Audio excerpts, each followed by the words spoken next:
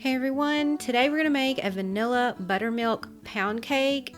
This one is so good. It has that classic pound cake texture, so it's a little more dense than your average layer cake, but it is still very moist. You can see here it's still very moist, and it is perfect with the buttermilk glaze or with fruit and cream. All right, to start off, you're going to grease and flour a bundt pan, and I'm using a new bundt pan here. This is the first time that I've tried it out. Make sure to grease it and flour it. This bundt pan, I actually didn't need to grease it as much as I normally do, and I'll put a link to it in the description because I really love it. It's now my favorite bundt pan to use. So for the ingredients, you're going to start off by adding 3 cups of all-purpose flour to a mixing bowl. And if you don't know how to measure flour properly, this is just a quick tutorial here. Just make sure to spoon the flour or add the flour to your measuring cup and then level the top off and add it to your bowl. Don't scoop the flour with that same measuring cup that you're measuring out of, because it sort of packs the flour down into the measuring cup and it'll end up adding too much to your cake, which will make your cake super dense and even dry. Okay, next you're going to add a ½ teaspoon of baking powder and a ½ teaspoon of baking soda and a ½ teaspoon of salt, which I forgot to record.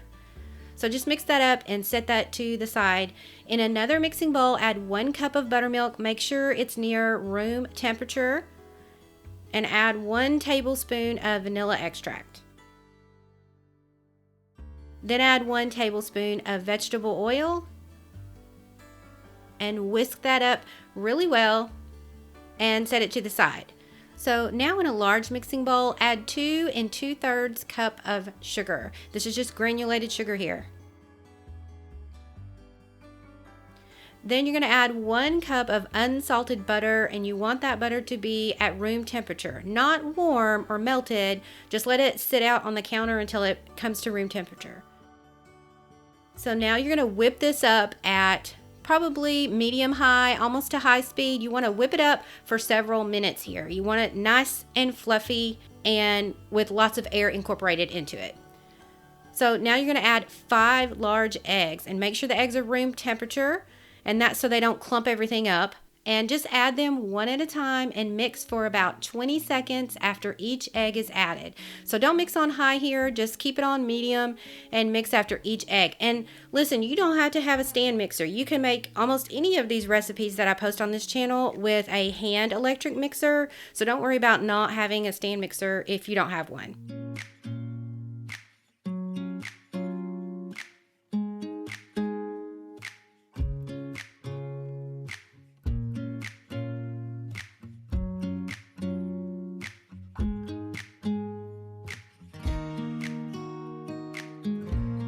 So we'll just continue on adding the eggs here until they're all mixed in.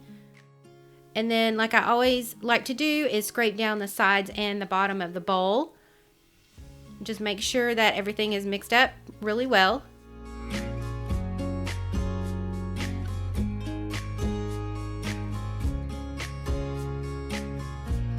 And now you're going to alternately add in the dry and liquid ingredients that you mixed up earlier. So first add 1/3 of that dry mixture.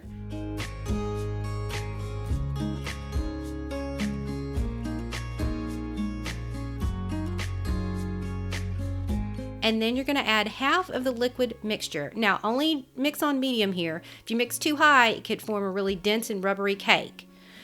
So now you're going to add another 1/3 of the dry mixture and mix. Be really careful not to mix too long. You don't want to overdevelop the batter here.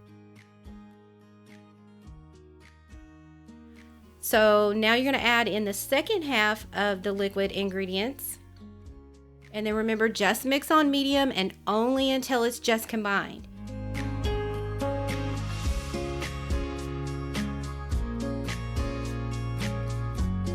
And then you're going to add in the last 1/3 of the flour mixture. And then mix that on medium until everything's well combined. Don't mix for several minutes like you would a cake mix. Scratch cakes can't be mixed that way. They're just going to get rubbery and dense. So stop mixing once everything is well incorporated. And then always scrape down the sides and the bottom of the bowl so you make sure that you get everything incorporated. And now you're going to add it to your prepared pan. And I just spooned it in there at first because it's kind of a thicker batter and the bowl is really heavy for me to kind of hold up and do it that way. And then make sure to even it all out, kind of smooth over the top. And then you're going to bake this at 325 Fahrenheit for approximately 1 hour to 1 hour and 10 minutes. Make sure that your oven is also preheated. That is super important. So oven times vary, so you're just going to want to check it.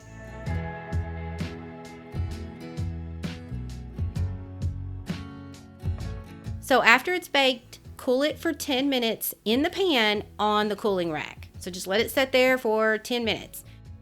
And then you're going to remove it from the pan. And because this new pan has these rubber grips on the side, I'm not burning my hands. So it was really awesome. So just flip it over onto your cooling rack and you're going to let it sit there and cool further. And you can see how easily this came off. I mean, I didn't even grease it that much, not like I normally do. Look how shiny and smooth it is. I'm just obsessed with this new bundt pan. So, and I will put a link to it in the description too. So now we're gonna make the glaze, and I just added a half cup of unsalted butter and a quarter cup of light brown sugar. And you're just gonna mix that in your saucepan and let it melt. Make sure everything is well melted.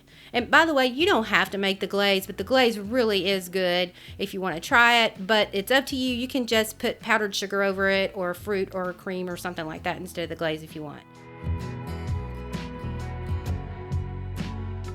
So once everything's melted, take it off the heat and add 1 teaspoon of vanilla extract.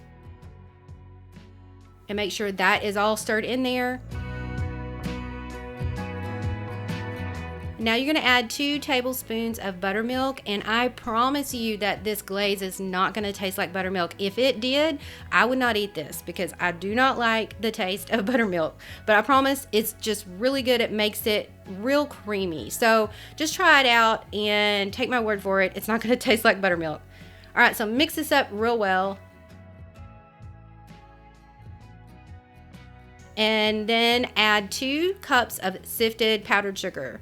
So when you start to mix this in, you can mix a little bit in at a time, but it's going to start to look a little bit clumpy. Don't panic. It's going to do that until everything is melted. But eventually, after you keep stirring it for a bit, all of those clumps are going to melt and it'll start to get smooth. And if you still see a few clumps that didn't melt or didn't smooth out, just switch to a whisk and that'll get all the extra clumps out for you.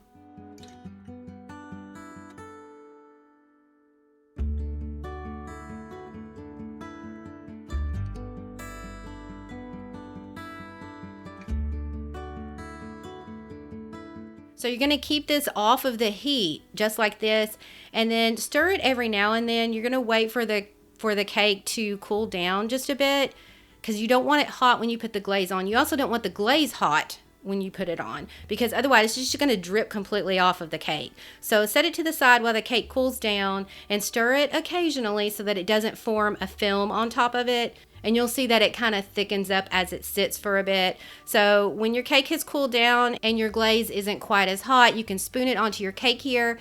And like I do sometimes, I forgot to turn on my camera, so I missed most of that. But you can see here, you can just spoon it on. It's really easy to do. I hope that you like this one. Remember, you can always use fruit and cream instead of the glaze, or just eat it plain. It's also good that way. I really like this cake warm, but it's also good at room temperature. I hope you love it. Happy baking, and I will see you in the next video. Bye.